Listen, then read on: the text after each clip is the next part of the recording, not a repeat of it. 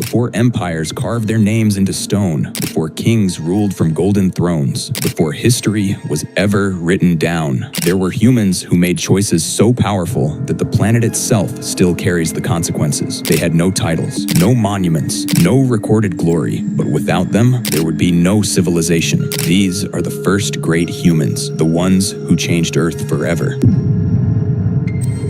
Picture a world ruled by darkness. When the sun disappears, so does safety. Predators roam. Cold creeps in. Fear dominates. Then lightning strikes. A tree erupts in flame. Every creature runs, but one human doesn't. Instead of instinctively fleeing, they watch. They study the movement of the flames. They notice how animals avoid it, how meat left near it tastes different, softer, easier to chew. At some point, that human dares to carry a burning branch back to camp. That moment wasn't just survival, it was rebellion against nature. Fire changed our biology. Cooked food unlocked more calories, fueling rapid brain expansion. It reduced disease. It extended waking hours. It allowed communities to gather at night, strengthening social bonds. Around fire, language likely sharpened. Stories were told. Plans were formed. Fire didn't just warm our bodies, it expanded our minds. And from that day forward, humans stopped living at the mercy of the dark.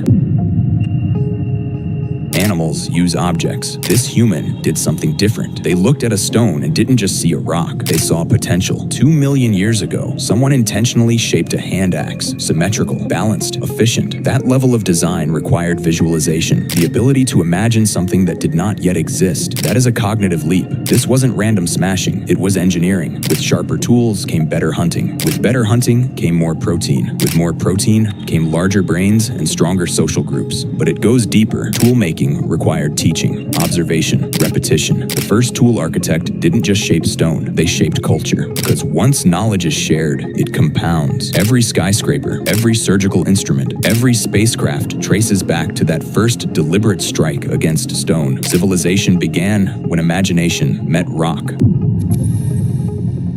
Most animals respond to immediate threats, but at some point, a human noticed patterns, the migration of herds, the shifting of seasons, the slow return of winter, and instead of reacting, they prepared, they stored food, they reinforced shelters, they thought beyond the present moment. That ability to imagine the future, even one not yet visible, is one of humanity's greatest superpowers. Planning requires abstract thought. It requires mental time travel, agriculture, architecture, calendars, financial systems, all depend on the idea that tomorrow exists and can be shaped. That first human who planned ahead didn't just survive the next season. They introduced foresight into evolution. And once humans began preparing for the future, progress accelerated in ways no other species could match.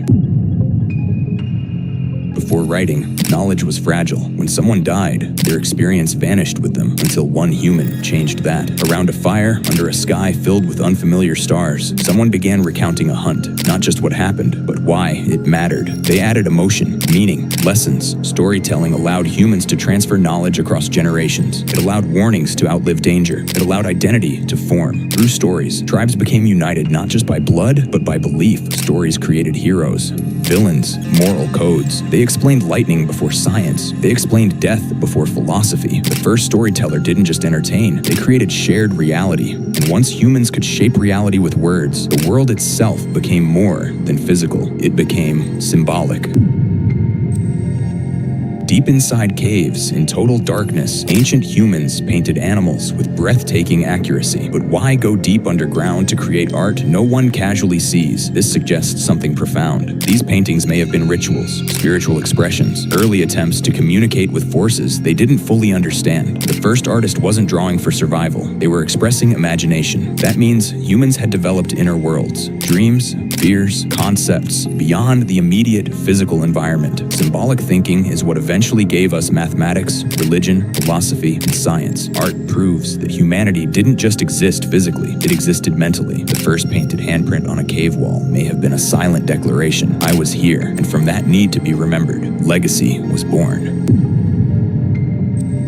Archaeologists have found ancient skeletons of individuals who survived devastating injuries, crushed limbs, severe deformities, even blindness. In a brutal, prehistoric world, survival required mobility and strength. So how did these individuals live long enough to heal? Because someone helped them. Someone gathered food for them, protected them, treated wounds. That decision wasn't driven by instinct alone. It was empathy. The first healer introduced compassion into evolution. Compassion created stronger tribes. Stronger tribes dominated. Eventually, that instinct evolved into medicine, surgery, hospitals. But it started with one human refusing to abandon another. In a world ruled by survival of the fittest, empathy became our greatest advantage.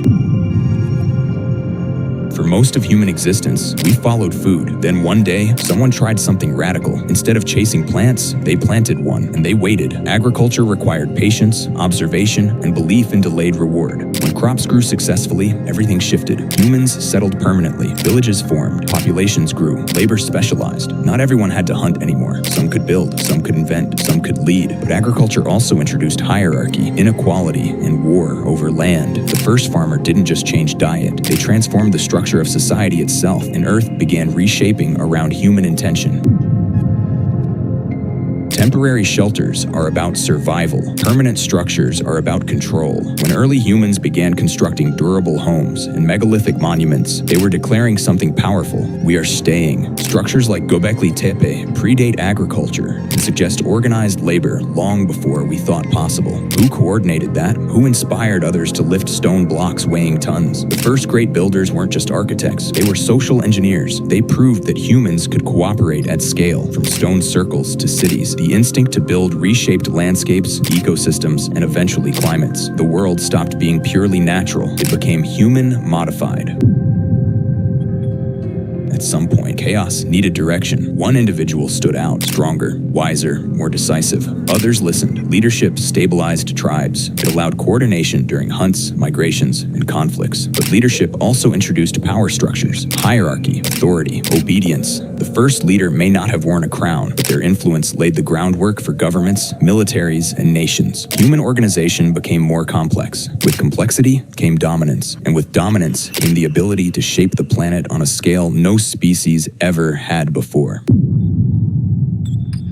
Perhaps the most powerful change came from a question. Why does the sun rise? Why do storms form? Why do we die? Curiosity is dangerous. It disrupts comfort, but it drives discovery. The first human who questioned the world ignited a chain reaction that led to astronomy, physics, philosophy, and technology. That single word, why, separated humans from survival mode and pushed them into exploration mode. Curiosity drove migrations across continents. It led to navigation, mathematics, writing. It eventually led to rockets leaving Earth. And it all began with one ancient human staring at the sky, refusing to accept mystery without seeking answers. They left no names, but they changed everything. The firekeeper, toolmaker, the planner, the storyteller, the artist, the healer, the farmer, the builder, the leader, the questioner. Without them, there is no civilization, no cities, no science, no future. History didn't start with kings. It started with courage. And somewhere right now, another human is making a decision that will shape the next chapter of Earth. The question is, will we be remembered as builders or destroyers? The next first great human might be alive today.